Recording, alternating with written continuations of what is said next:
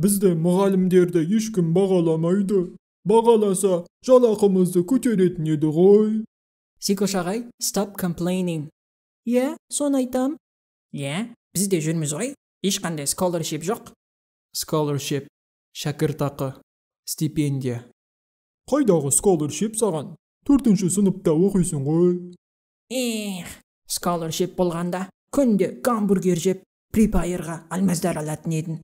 Акимат қайда қарап отыр, маған scholarship бермей? Окей, балалар, сендерге біреу gift, сыйлық жіберіпті. Мен қазір сыйлықты ашам, ал сендер close your eyes. Eyes, көздер. Your eyes, сендердің көздерін. Close, жабу. Close your eyes, көздеріңді жабыңдар.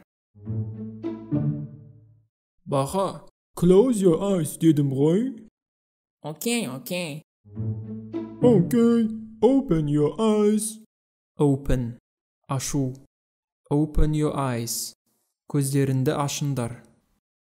Не бәле мынау, Сикош ағай? Білім министрлігі хат жазыпты. Балалар, жазда демалмайсыңдар. Күн ыстықта сабақ оқисыңдар. Ха деп жазыпты. Окей, кластың ремонтына ақша әкелдіңдер ме? Маған беріңдер.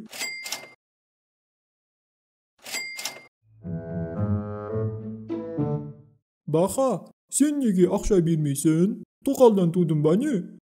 Иә, тоқалдан тудым. 2 саған. Сикош ағай, қанша рет ремонтқа ақша жинадық? Тым өзгерген жоқ қой кластың ішінде. Біздің ақшамызды өз қалтаңызға жинаватсыз ба?